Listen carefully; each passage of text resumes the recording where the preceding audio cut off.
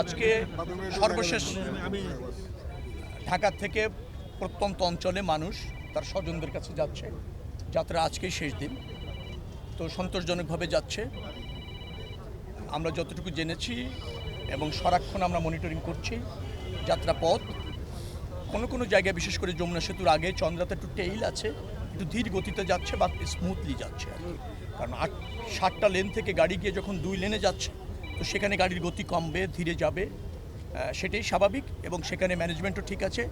আমি এত সময় আমরা সবাই কেন্দ্রীয় মনিটরিং সেলে ছিলাম, বিআরটিএ যেটা করে, সেখানেও সমস্ত পিকচার দেখে আসছি, বেশ ঠিকঠাক মতোই যাচ্ছে। এখানে আসলাম, এখানেও লাইন ধরে যাত্রীরা দেখেছেন যে টিকিট নিচ্ছে, ভাড়াও ঠিক আছে। বাসে যাত্রীদের কাছে উঠে জিজ্ঞেস করলাম হঠাৎ করে একটা বাসে, সেখানেও তারা বলছে যে না, তারা ভাড়া ঠিক মতো দিয়েই যাচ্ছে। তো সব কিছু মিলিয়ে এই যাত্রাটা আমার কাছে মনে হয়েছে অনেক চ্যালেঞ্জ। আপনারা জানেন যে 1.5 কোটি মানুষ ঢাকা থেকে 2 দিন 3 দিনের মধ্যেই এসে যাবে, গন্তব্যে যাবে, প্রত্যন্ত অঞ্চলে যাবে। আবার প্রায় 80 লাখের মতো কুরবানিযোগ্য পশুও ক্যারি করতে হবে। তো যাত্রী অনেক, মানুষ এবং পশু মিলিয়ে। আবার আমাদের পরিবহন সেক্টরের যে সামর্থ্য আছে সেটার শতভাগ দিয়ে আমরা চেষ্টা করেছি। মোটামুটিভাবে আমি নিশ্চিতভাবে বলতে পারি, এবং আমরা মনে হয় যে আপনারা দ্বিমত হবেন না, আমরা ছিলেন আমার কাছে আপনারা এখন যখন যাই যে তারা নির্ধারিত ভাড়ায় যাত্রীরা যাচ্ছে, এবং যাত্রীরা তাই বলছে শৃঙ্খলার সাথে তারা টিকিট পাচ্ছে, এখনও পর্যন্ত টিকিট পাচ্ছে। তো সব কিছু মিলে একটা ভালো যাত্রা আমরা ম্যানেজ করতে সক্ষম হলাম, এটুকুই বলবো। তবে মাননীয় মন্ত্রী, আমি যদি আপনাকে প্রশ্ন করতে চাই, যে কাউন্টারের বাইরেও বেশ কয়েকটি জায়গায় আমরা বাড়তি ভাড়ার কিছু অভিযোগ পেয়েছি। হ্যাঁ, এরকম অভিযোগ আমার কাছেও এসেছে। এখন হয় কি, কাউন্টার বাস স্ট্যান্ডের বাইরে যখন অনেক যাত্রী যেতে চায়, পরিবহনের যখন একটু সংকট থাকে, তখন কিছু মানুষ ধরেন একটু বেশি পয়সা দিয়ে যাবে কি না এরকম এই সুযোগটা নিতে চায়। কারণ সবাই তো একবার পরিশুদ্ধ না, সবাই চায় ঈদকে পুঁজি করে, এখন যাত্রীর চাপ আছে, সেখানে কিছু বেশি নেওয়া যায় কিনা এই প্রবণতা তো অ্যাজেনেশন আমাদের আছে। কিন্তু যেখানে আমরা অভিযোগ পাচ্ছি সেখানে ব্যবস্থা নিচ্ছি।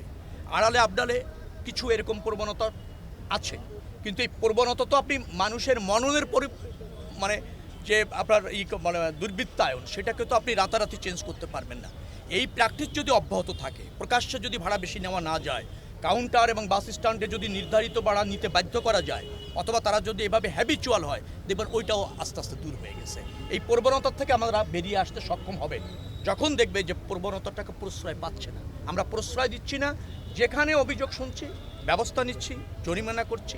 তো এটা হলো একটা মেসেজ যে যারা এই পরিবহন সেক্টরকে কুক্ষিগত করে, অথবা মানুষের এই মানে দুর্বলতা, কারণ আমাকে বাড়ি যেতেই হবে, স্বজনরা অপেক্ষা করছে, ছুটি হয়েছে, এটাকে পুঁজি করতে আগে যেভাবে অবাধে প্রাপ্ত তা রহিত করা হয়েছে না, বন্ধ করা হয়েছে। বিচ্ছিন্ন কিছু এরকম যারা চেষ্টা করছে, দেখবেন যে পর্যায়ক্রমে সেটা বন্ধ হয়ে যাবে। ট্রেনের শিডিউল খুব বিপর্যয় হয়নি। 2টি ট্রেন এর আগে আপনার ওরা হুইল স্লিপ করেছিল, যার জন্য আসতে দেরি হয়েছিল। দেরি হওয়ার কারণে ঈদের যাত্রার দ্বিতীয় দিন, সম্ভবত যদি আমি ভুল না করি, দ্বিতীয় দিনে 3টি ট্রেন, একটা 1 ঘন্টা, আরেকটা 40 মিনিট, আরেকটা মনে হয় 10 মিনিট ডিলে হয়েছে। পরে আবার সেটা অ্যাডজাস্ট হয়েছে। গতকালকেও আপনি দেখবেন যে কিছু যাত্রী, আপনাদের ক্যামেরা দেখলেই দেখবেন যে সে একটা প্যানিক করার চেষ্টা করে, ট্রেনটাকে আবার ছেড়ে দিচ্ছে, ওখানকার দরজা জানালা দিয়ে অনেক লোক ঢোকার চেষ্টা করছে। ঠিক সেই মুহূর্তে কিছু প্যাসেঞ্জার যারা ভিতরে আছে তাদের নিরাপত্তার জন্য তারা জানালাটা বন্ধ করে দিয়েছে। আর যিনি একবার শেষ মুহূর্তে দৌড়ে গিয়েছেন ট্রেনে ওঠার জন্য 2-3 জন, তারা ওই দরজাটা নক করে বলছে যে আমাদের টিকিট কাটার পরে উঠতে দেওয়া হচ্ছে না। তো উঠতে দেওয়ার জন্য টাইম মতো যদি আপনি ট্রেন ছেড়ে যায়, আপনি যদি সেই টাইমটা মিস করেন, আর ভিতর থেকে জানলা দরজা যখন আটকে দেওয়া হয়, তারপর আপনি উঠতে পারলেন না, এ দায় কি আপনি ট্রেন ব্যবস্থাপনাকে দেবেন নাকি আপনার ডিলেটাকে দেবেন? এখন যারা আমরা তো অনেক তো দেখছি টিকিট ছাড়া উঠে ওখানে জায়গা দখল করে আছে। টিকিট না, আমি সেটাও আপনাকে বলি, টিকিট যারা ছাড়া টিকিট কেটে উঠতে পারছে না, যেটা হয়েছে শোনেন, আজকে নীল সাগরে এরকম ঘটনা আমি আপনার কাছে শুনলে বুঝবেন না। একটি টিকিট কাটার পর একজন যাত্রী তিনি মোবাইলে 5 জনকে দিয়ে দিচ্ছেন, আমাদের ফাইন্ডিংয়ে এসেছে, তার আত্মীয় 5 জনকে দিয়ে দিচ্ছেন, 5 জনই মোবাইলে দেখা বলছে দিস ইজ মাই টিকিট। এখন টিকিট তো একজনের। এই রকমের বেশ কিছু ঘটনা ঘটেছে। আমরা যত কন্ট্রোল করতে চাই, আরেকটা অপকৌশল নিচ্ছে কিছু মানে সুবিধাভোগী মানুষ। এখন একটা টিকিট কেটে যদি আপনি 5 জনকে মোবাইলে সেন্ড করে দেন, সে দরজায় গিয়ে এটা দেখা বলছে দিস ইজ মাই টিকিট, সে ঢুকছে। এখন টিকিটওয়ালা কে সঠিক ফাইন্ড আউট করতে গেলে ট্রেন ডিলে হয়ে যাবে আরও 2 ঘন্টা। যিনি উঠে বসে গিয়েছেন চলে গিয়েছেন, আর সেটা ভুল হলেও তিনি চলে গিয়েছেন, আর যিনি রিয়েল হলেও তিনি হয়তো ওই টিকিট অকুপাই করে যেতে পাচ্ছেন না।